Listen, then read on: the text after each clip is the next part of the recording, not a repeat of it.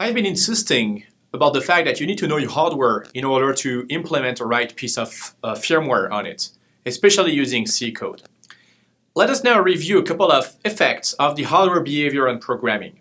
And the first thing I want to touch base about is data alignment. As I said initially when we talked about the memory organization, with a sub-instruction, only align data transfer or load. What does that mean? The concept of memory alignment means that at address 0, you will be able to start a new byte, a new half word, or a new word. And you can read data from this memory space, reading a full word, or two half words, or bytes. Those are allowed data transfers. A misaligned data transfer will be the following. You will be reading half words right in the middle, not aligned at address 0 or 2. So you'll basically shoot in between. You will also create problems addressing half words that are in between, like a byte 0 alignment and a byte 3 alignment. You might also create misaligned transfer when you do word transfers, where you will read both a lower and an upper word coming from two different alignments, and same if you're looking for the upper 3 bytes and the final byte in, again, a misaligned transfer. What is really the matter there? Because, that's something that doesn't look so bad on this slide. Well, actually, if you initiate a misaligned data transfer, you will end up getting a hard fault. What is that? It is very similar to a segmentation fault on a computer. It means your software is going to crash. And crashing an embedded system is not something nice. You will not end up simply killing your program and being able to relaunch it. Your processor will be stuck in a very specific case, and you will have to go and reset it unless you have implemented specific mechanisms to recover from such fault. How can I get that situations, right? Because I'm writing a piece of C code and my compiler should deal with that. Well, here's an example. Let's consider this array of characters, and I'm looking at 4 bytes, so 4 chars. Now, this size is 4 bytes, right? So I can access my individual bytes, and I have no problems doing that. So a square bracket 0 is going to be a byte level transfer. I'm okay with that. But now, I can also realize that I'm using 4 bytes. So it is in fact similar to a word. It's a 32-bit. So I could take the address of A, which is A0, and cast this guy as an integer, right? So I can write directly my 4 bytes into my array of characters. Why would I want to do that? Well, it looks pretty sexy because you can do that in a single line of code, single instruction. So it saves you instruction. It looks pretty good on paper. Now, however, what happens if your char is not saved in an aligned way? Because this is designed to access at the byte level. So your compiler is going to put things the way it likes and the way you maximize is the used memory space.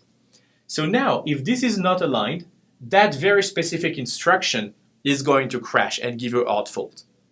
This is extremely hard to debug because it will crash if you compile your program. If your program was compiled in such a way that you're non-aligned, but if you had an extra variable here and there or whatever, this variable might end up being aligned and this command will never crash. So the bottom line is that you might write a piece of code that you test, that works great, and then you modify a function that does nothing related to what you wrote, but something very different, you compile that, and suddenly everything crashes. Not in the new piece of code that you wrote, but in the code that you thought was well debugged ahead of time. So this is a very dangerous practice. So be very, very careful when using pointers and trying to make those kind of optimizations. Another way to crash your system is to trigger a memory operation at an invalid address. If you remember our memory address space, I told you that we can access more than 4 gigabytes of data, but our microcontrollers definitely do not have 4 GB of memory available. In fact, you do have a little bit of flash to store your code, you have a little bit of SRAM, only a few kilobytes as a matter of fact. Your peripherals are mapped also in a subset of your memory space. So the bottom line is that you end up with a lot more void in your memory space than accessible memory packages. So what happens if you actually initiate a read operation in an unused space? Well, your bus is trying to access a memory that will never respond.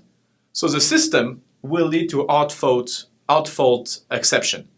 And again, it will be fairly difficult to identify what's going on unless you know exactly what your hardware is. Now, as a side note, I'd like to point out that it's quite a useful feature to create secured system. Because the main concept of some Trojan attacks or whatever, or memory vulnerabilities, are for system to try to access backdoors from a memory space that you're not using. Well, in your microprocessor, if you do that, it crashes. So it won't allow you to do that. So you can somehow protect yourself to most of the very basic attacks and create more secured systems thanks to this mechanism. Last but not least, I think it is important to understand the hardware when you access different memory spaces. And that goes with the concept of wait states. As I told you, all the different memories are connected through the memory bus subsystem. And this memory bus, as I said, is a pretty competitive and efficient bus system that allows you to support bus reads, high frequency reading, all that kind of things. Now, you are putting different memory technologies that have different timing properties. Some are quicker than others, flash is slower than SRAMs. So what happens when you trigger some operations from those memories? Well, your bus has to adjust. And as a result, it's going to create so-called wait states. So if you write a piece of data in the SRAM, it can be done in one clock cycle, for example. But if you write a piece of data in the flash, it's going to take several cycles. So the bus is going to delay its operation until this is done. And that will lead to the following thing. It will slow down your circuit. It will slow down your chip. So the performance will be affected. The energy efficiency will be affected. The interrupt latency as well, because you're waiting for your bus to complete. And on a general basis, the system behavior is a lot less deterministic. So it creates real-time operation system. So the bottom line is that you need to understand what you're doing. You need to understand what must go in the SRAM, what must go in the flash, and not mix and matching things without knowing what's going on. Also, you should always prefer to use on-chip resources rather than external ones. It might be tempting to add external memory packages to your chip in order to add the available scratch memory. But anything outside of your chip will be a lot slower than something internal to your chip. So again, depending on the application, think about that in order to optimize the resources and the performance, the peak performance of your application.